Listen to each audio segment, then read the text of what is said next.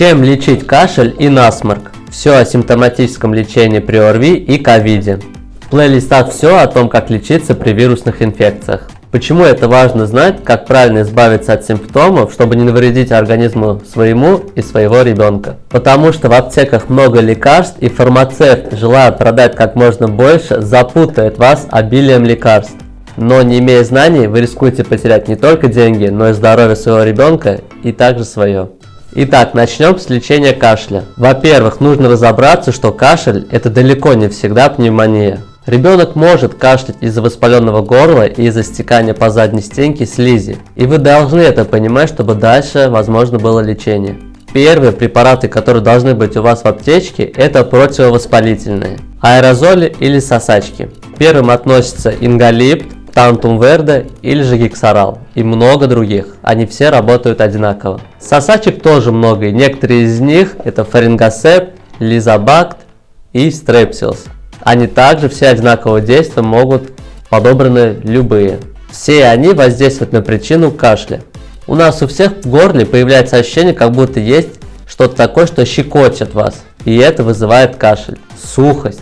Также отекание слизистой может постоянно раздражать рецепторы и вызывать кашель. Как при аллергиях. Я вас прошу, не нужно использовать никакие препараты, отхаркивающие действия, вырабатывающие мокроты. Это запрещено, особенно для детей раннего и грудного возраста. То, что на упаковке написано «для кашля», «против кашля», «от кашля», это не означает, что оно вам поможет и вы перестанете кашлять. В большинстве случаев эти препараты ухудшат ваше состояние и вы будете дольше болеть. И тогда вам придется больше покупать лекарств и дольше выздоравливать. А на долгосрочной перспективе я выявил связь, что постоянно вмешиваясь в мукоциллярный аппарат легких, вы нарушаете собственное регулирование защитного механизма кашля, и ваши легкие будут постоянно изощренно реагировать при ОРВИ. Короче говоря, не нужно их использовать по главной причине. Кашель вызывается не всегда при пневмониях и бронхитах, а эти препараты воздействуют именно на мукоциллярный аппарат, на образование мокроты в легких. Там, где этого совсем не нужно, вы точно тогда заработаете пневмонию или бронхит. Насморк. Выделение из носа, заложенность, потеря обоняния. Почему у вас появляются сопельки? Это начинает происходить из-за различных причин. Либо это инфекция, повреждение эпителия вирусами или бактериями, или же из-за аллергии. Бывают и другие причины, но сейчас не об этом. Существует 3 категории препаратов, помогающие избавляться от сопелек. Это препараты для промывания на основе физраствора, все они, сосудосуживающие препараты, негормональные и гормональные, и антибактериальные. Все другие препараты изофра или ринофлумоцил оставьте для лор-врача, для сложных заболеваний. Опять-таки, использование таких препаратов влечет осложнение вашего заболевания. Четко используем 3 категории препаратов. Физраствор плюс пипетка для промывания носовой полости. Также можно купить такие препараты, как Аквалор, Линаква или же Аквамарис. Они все состоят из физраствора, но существуют в виде спреев и тоже капелек.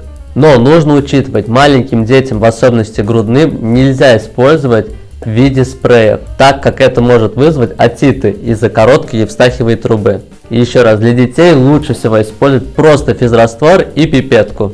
И также нужно будет, после того, как вы закапали физраствор, отсасывать с помощью аспиратора. Закапали и отсосали. Сосудосуживающие препараты.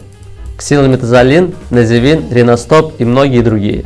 Все они работают по одному принципу. Их нельзя использовать больше 5 дней. Их лучше всего использовать 2 раза в день. На ночь, чтобы ребенок хорошо спал и не испытывал гипоксию.